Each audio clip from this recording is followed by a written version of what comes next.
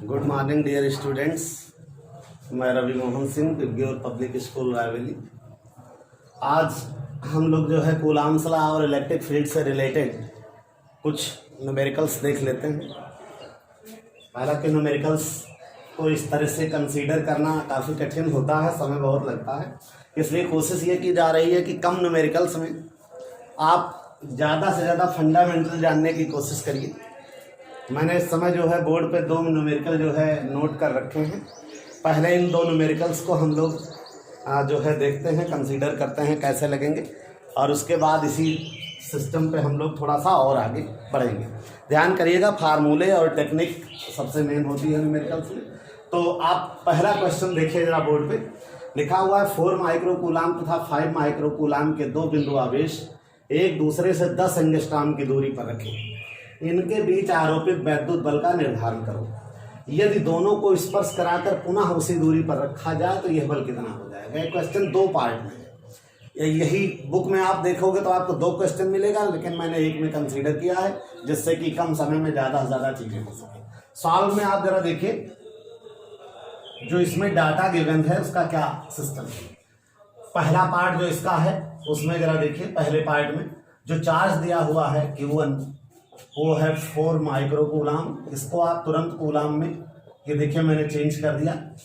और दूसरा आवेश आपका है 5 माइक्रोकूलाम, इसको भी देखिए मैंने चेंज कर दिया, 5 × 10⁻⁻, ये कर दिया। उसके बाद डिस्टेंस भी आप चेक कर लीजिए, डिस्टेंस 10 एंगस्ट्रॉम है। आप एंगस्ट्रॉम को भी चेंज करना जानते हो, ये मैंने उसको भी नोट कर दिया, मीटर में कन्वर्ट हो गई। उसके बाद फार्मूले पे आइए आप, तो फार्मूला एयर के लिए डायरेक्ट बताया गया है। क्वेश्चन में अगर मीडियम ना दिया हो तो आप समझ जाइए एयर या वैक्यूम में पूछा जा रहा है। तो कूलाम्स लॉ ये कहता है एयर या वैक्यूम के लिए, ये देखिए डायरेक्ट, तो ये 9 × 10⁻⁹ Q1, Q1 जो है 4 × 10⁻⁻⁶, और Q2 जो है 5 × 10⁻⁻⁶, अपान स्क्वायर आप देखिए 10⁻⁻, ये 10 होल स्क्वायर। थोड़ा सॉल्व करा लीजिए इसे। तो सॉल्व आप जब करोगे इसे तो देखिए जरा, ये 5 का 4 से मल्टीप्लाई 20 हो गया, 20 का इधर 9 से कर दीजिए, 180 हो गया आपका। ठीक, पावर इकट्ठे में सेट कर दे रहा हूँ। ये देखिए यहाँ 10⁻⁻9 बचेगा, -9 अगर ऊपर ये स्क्वायर है तो 10⁻⁻18 जब ऊपर जाएगा तो 10⁻+18 हो जाएगा। और ये देखिए 6 6 12 हो गया है। यहाँ से 18 में से, या इस तरह से कर सकते हो कि यहाँ 9 दूना 18 हो गया, और 18 ये प्लस में जाएगा तो 18 और 9 जोड़ दीजिए तो ये 27 हो जाएगा। 27 में से ये वाला 12 आप निकाल लीजिए तो ये 15 बच जाएगा। तो 10⁻, कितना आ गया बोलो, 15। एक बार पावर कंसीडर करते हैं, ये 18, 9 8 ये 27, 27 में से 12 चला गया, 15 बचा। अब इसको आप इस तरह से कर लीजिए कि ये 1.8 और इंटू 10⁻, ये 17 न्यूटन। दोनों चार्ज सेम नेचर के हैं, तो सेम नेचर में मैंने बताया है कि प्रतिकर्षण होता है। क्या होता है? प्रतिकर्षण। तो ये बल जो है प्रतिकर्षण हो गया। दूसरा केस ये है कि इसमें अब ये बात बताई गई है कि दोनों को स्पर्श कराकर पुनः से दूरी पर। याद रखिए, जब कोई चीज स्पर्श कराई जाती है तो दोनों चार्ज जो है वो बराबर बराबर बन जाते हैं। तो बराबर बराबर देखिए, मान लो पुनः स्पर्श कराने पर, तो जब स्पर्श कराओगे आप तो समान रूप से कैसे बचेगा, Q1 Q2 बराबर हो जाएंगे, ये दोनों जुड़ जाएंगे, जुड़ करके आधा, तो 4 और +5 दोनों जोड़ लीजिए /2, और ये 9/2 आएगा, है ना। तो ये 9/2 जो आप करोगे तो ये देखिए मैंने 9/2 लिख दिया। ये माइक्रोकूलाम है, इनको आप 9/2 10⁻, ये आ गया। डिस्टेंस वही है, कोई प्रॉब्लम नहीं है। फार्मूला यही नोट कर दे रहा हूँ पूरा। ये देखिए Q1 Q2/r, ये हो गया। तो 9 × 10⁻⁹, और Q1 Q2, तो Q1 आप देखिए, ये Q1 Q2 मल्टीप्लाई करोगे तो 9/2 का 9/2 से डायरेक्ट मैं मल्टीप्लाई कर दे रहा हूँ। ये देखिए 81/4 हो गया। और इसका अगर करोगे तो 10⁻⁻, ये आ गया, और होल अपान r²। तो r तो आपका वही है, 10 × 10⁻⁻10 होल स्क्वायर। जगह कम है, कम जगह में काम करना है इसका। तो जरा देखिए गुणा भाग में करे दे रहा हूँ। देखिए ये 9 × 9 हो गया, है ना, और 9 × 8 ये 72 हो गया। उसके बाद और अपान में आ जाइए, तो अपान में आ जाइए, तो अपान में आपका ये, और उसके बाद पावर जरा चेक कर लीजिए। पावर में क्या है, यहाँ देखिए ये ऊपर जाएगा तो ये 10⁻18 हो जाएगा, और इधर आप देखिए इसमें 18 और फिर ये 27 हो जाएगा। 27 में से 12 गया, फिर 15 बच जाएगी। ये इसको डिवाइड कर लोगे तो ये न्यूटन में आ जाएगा। मैंने डिवाइड नहीं किया हुआ है, डिवाइड चेक कर सकते हो।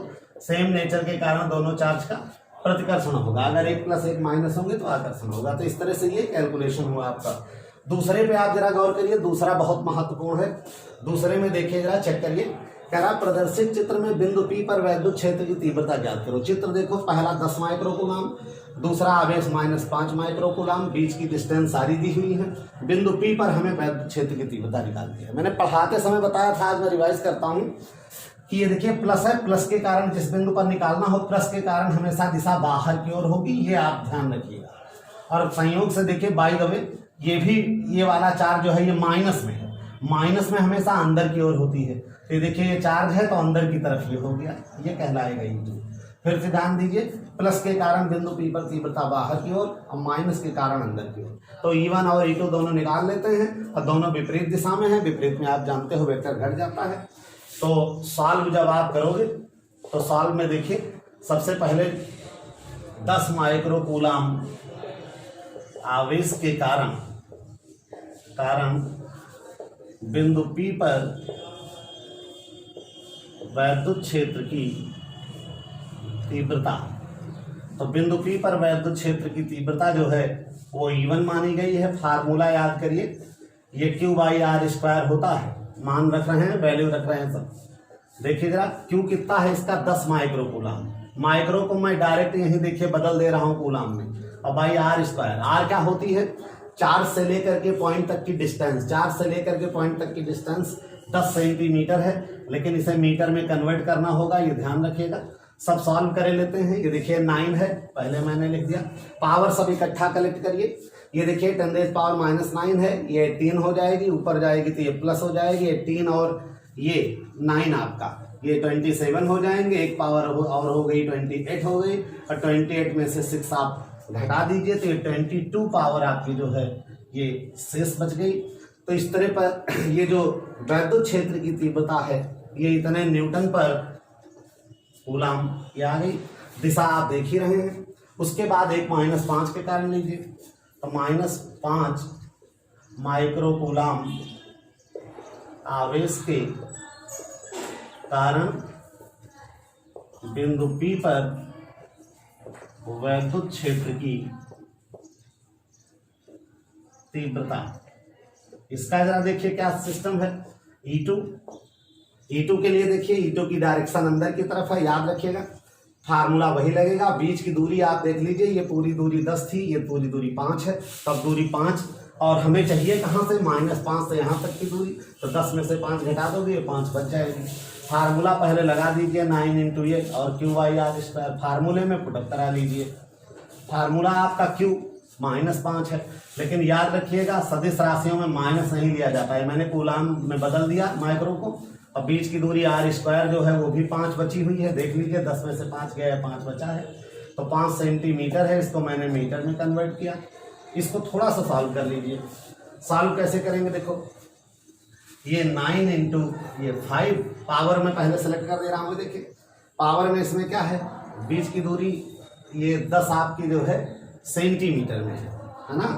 और 1 मिनट जरा पिछले वाले सिस्टम में आप जरा देखिए, ये दूरियां मैं थोड़ी सी बदल दे रहा हूँ, इन्हें सेंटीमीटर में नहीं कर रहा हूँ, इन्हें मैं एंगस्ट्राम में किए दे रहा हूँ आपकी सुविधा के लिए, जिससे कि कैलकुलेशन पे ज़्यादा जो है असर ना पड़े। तो कैलकुलेशन में असर ना पड़े, क्योंकि मैंने सबको जो है उसी में बदला था। तो ये देखिए 10 से मैंने यहाँ सेलेक्ट किया था, ध्यान रखिएगा। अब की बार भी मैं 10 पे ही सेलेक्ट कर रहा हूँ, सारी दूरियों को मैंने एंगस्ट्राम में ही ले लिया है। पावर एक बार फिर से कंसीडर करो जल्दी से। देखिए 9 × 5 मैंने लिख लिया। यहाँ देखिए इस वाले में दूरी 5 ही है। अब ये 10 दूना 20 हो गया, और 20 9 ये कितना हो गया बोलो, 29 है ना। अब 29 में से ये 6 आपका जो है माइनस हो जाएगा। 29 में से जब 6 आप माइनस करोगे तो ये आ जाएगा 23। पावर 23 होगी। पावर फिर से कंसीडर कर लो, और यहाँ देखिए ये स्क्वायर है आपका 5 का स्क्वायर, ये 25 आ जाएगा। एक बार पावर देखो, ये 20 हो गया, 20 9 29, 29 में से 6 गया, ये देखिए 23 आ गया। 9 × 5 हो गया, ये 5 का स्क्वायर। आप इसे कैंसिल कर दीजिए, 5 हो गया। और इसे सॉल्व कर लो, ये 5 91 5 हो गया, डेसिमल लगा दो, 5 4 हुआ, 5 8 40 हो गया, और ये पावर इतने न्यूटन पर होगा।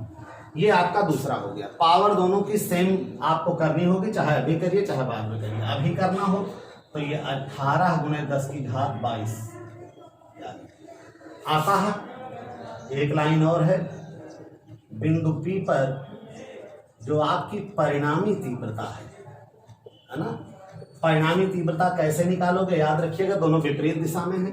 विपरीत हमेशा घटता है वेक्टर में, जो बड़ा हो उससे छोटे को माइनस कर लो, बड़ा छोटा आप देख लो। ये देखिए जो E2 वाला आपका है ये बड़ा है क्योंकि ये 3 से है, और ये देखिए, और कॉमन देखिए दोनों में ले लीजिए। कॉमन जो है 10⁻−10⁻22 कॉमन है, 18 में से 9 सीधे घट जाएगा, ये 10⁻22 हो जाएगा, ये 9 आ जाएगा। ये इतने न्यूटन पर कूलम। दिशा कैसे निर्धारित की जाती है, जो बड़ा होता है उसी की दिशा में रहेगा। E2 बड़ा था हमारा, यहाँ मैंने देखा, इसलिए परिणामी E2 की तरफ होगा। E2 का मतलब जो है ये अंदर की ओर होगा, along E2, ये देखिए, तो परिणामी हमेशा इसकी तरफ। तो ये देखिए बड़े की तरफ जो है परिणामी हो गया। तो इसमें हम लोगों ने ये 2 क्वेश्चन सीख लिए, और इसके बाद एक क्वेश्चन हम और लेंगे छोटा सा। अब ध्यान दीजिएगा एक क्वेश्चन और के लिए।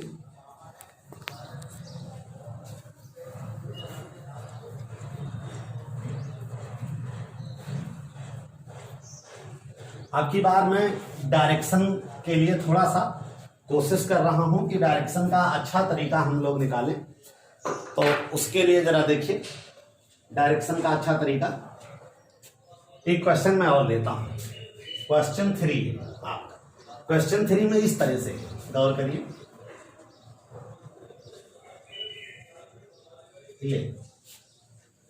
ये 5 माइक्रोकूलम, ये 10 माइक्रोकूलम, ये, और इसको मैंने -10 कर दिया है। तो इसके कारण आपको बिंदु P पर जो है ये तीव्रता निकालनी है। दूरियां दोनों 10-10 सेंटीमीटर की बार में ले रहा हूं, ये ठीक है। करना क्या है कि बिंदु P पर परिणामी वैद्युत क्षेत्र की तीव्रता ज्ञात करो। ये निकालेंगे कैसे, तरीका देखिए। पहले इसके कारण निकाल ले रहे हैं, तो इसके कारण निकालेंगे तो मैंने बता दिया है, धनावेश के कारण तीव्रता की दिशा हमेशा बाहर आएगी। तो पहले ये निकाल के रख लो। तो किसके कारण, पहले सॉल्व में देखो, सॉल्व में पहले 5 माइक्रोकूलम आवेश के कारण बिंदु P पर वैद्युत क्षेत्र की तीव्रता। फार्मूला मैं हर बार इसीलिए लिख रहा हूं कि धीरे धीरे लर्निंग में आ जाए। ये देखिए Q/R², ये हो गया। वैल्यू आप पुटअप करो, तो वैल्यू पुटअप करोगे तो कैसे पुटअप करोगे। चार्ज हमारा 5 माइक्रोकूलम है, माइक्रो को मैंने चेंज कर दिया। दूरी R², दूरी आप देख लो यहाँ से वहां तक की 10 सेंटीमीटर डायग्राम में दिख रही है। सेंटीमीटर को मैंने ये बदल दिया। थोड़ा सॉल्व कर लो, तो सॉल्व करोगे तो ये 9 का 4 से ये 45 ये हो गया। और उसके बाद पावर चेक करा लेता हूँ। पावर यहाँ 10⁻⁻1 बचेगा, स्क्वायर है 10⁻⁻2 हो जाएगा। -2 ऊपर जाएगा तो जुड़ेगा, 11 हो जाएगा। 11 में से 6 गया, ये 5 आ जाएगा। तो ये 10⁻, क्या आ गया बोलो, 5। तो इतने न्यूटन पर कूलम, ये आ गया। और उसके बाद अब एक बात इसके कारण देखते हैं, है ना, इस वाले के कारण, है ना। तो इस वाले के कारण देखेंगे तो ये देखो जरा एक मिनट,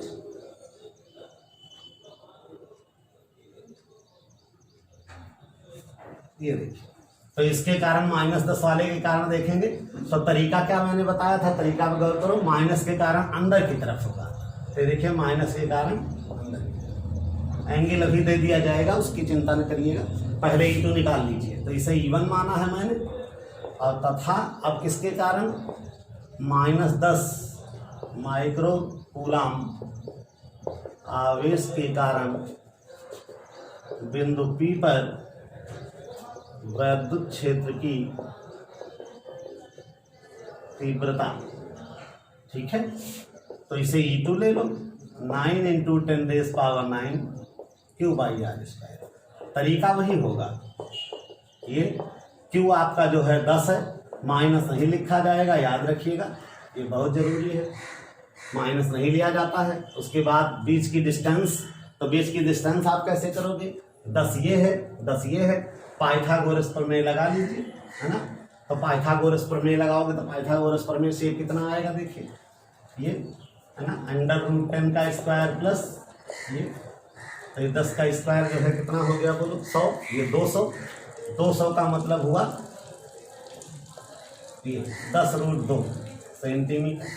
तो ये आपकी जरूरत पड़ने पर ये 10√2 है, सेंटी है, बदल लो, ये आपका हो गया। थोड़ा सा मैं सॉल्व किए दे रहा हूँ, तो थोड़ा सा सॉल्व कर दे रहा हूँ। तो ये 9 पावर में देखो, ये 9 और एक ये 10 पावर हो गई, 10 में से 6 गया, ये पावर कितनी बची, 4। अपान में देखिए कौन कौन है, ये देखिए इनको चेक करिए, ये 10 की घात कितना होगा, -1, -1 का स्क्वायर कितना हो जाएगा, 10 की घात 2 ऊपर जाएगा, प्लस में हो जाएगा।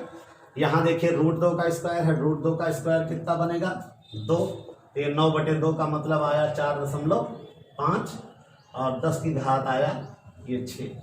पावर जो है सेम कर लो, सेम करोगे तो ये 4, 5 और 10⁵, ये देखिए पावर 5 आ गया। अब एंगल का देखिए, एंगल का मैं आपको बताता हूँ, है ना, एंगल कैसे निकाला जाता है। तो इस एंगल को आप थीटा मान लीजिए, तो इस थीटा को मान लोगे तो ये देखिए जरा, tan थीटा बराबर लंब बटे आधार होता है ना। तो लंब आपका जो है ये 10 सेंटीमीटर है, आधार भी 10 है, आप जानते हो ये 1 हो गया। सभी लोग पढ़े लिखे हो, इतना जानते हो 45 डिग्री का मान है। तो अगर ये 45 आ गया तो इधर का जो एंगल आएगा वो 180 - 45। अब वेक्टर रूल लगा दो इसमें जल्दी से। यदि बिंदु P पर परिणामी तीव्रता आपकी जो है कैपिटल E हो, तो E होगा तो वही वेक्टर रूल लगा रहा हूं मैं, E1² प्लस E2² प्लस, है ना, इस तरह से, और 2E1 E2 cos थीटा। तो ये देखो जरा, E1 E2 चेक करो, E1 और E2 शायद बराबर आ चुके हैं, तो जब बराबर आ चुके हैं तो आप हटा लीजिए। कैसे, E2 बराबर E1 रख दो, हट जाए, जल्दी हो जाएगा। तो E2 और E1 तो ये हो जाएगा 2E1² बराबर रखोगे, यहाँ भी रखोगे तो ये 2E1² और cos थीटा, या ये 2E1² आप ले लो कॉमन, तो 1 प्लस ये cos थीटा आ गया। या और सॉल्व करना चाहो तो और सॉल्व कर लो, तो और सॉल्व करोगे तो देखो क्या आएगा, ये 2, है ना, वैल्यू में रखे दे रहा हूँ जिससे सॉल्व करने में आपको आसानी हो, नहीं तो बाई 2 हो जाएगा तो आपको दिक्कत पड़ेगी उधर 45 डिग्री का मान लेने में।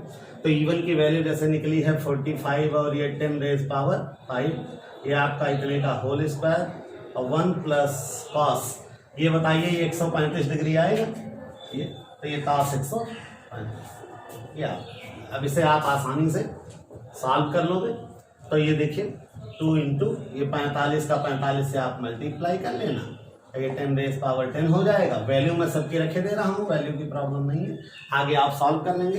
तो cos 135 हो गया, cos 135 की आप वैल्यू निकाल लीजिए, है ना। तो cos 135 जो है ये सेकेंड क्वाड्रेंट में आएगा। cos 45 की वैल्यू 1 कितनी होती है, √2, तो ये -1/√2 आ जाएगी आपकी जी। अब इसको आप सॉल्व कर लेंगे, जैसे ही आप सॉल्व करेंगे हाँ वैसे ही ये वैल्यू आपकी उतने न्यूटन पर कूलम आ जाएगी। अब कैलकुलेशन में मैं टाइम इसका नहीं बर्बाद करूंगा, तो इससे इसकी वैल्यू आपकी निकल आएगी। ये एक टेक्निकल क्वेश्चन हो गया आपका, ठीक है। तो इसके बाद दरअसल न्यूमेरिकल इसमें आप धीरे धीरे आप लगाते रहें, वो करते रहें और पूछते भी रहें कमेंट बॉक्स से। बाकी कल मैं आपको अगला चैप्टर जो है पढ़ाऊंगा। धन्यवाद।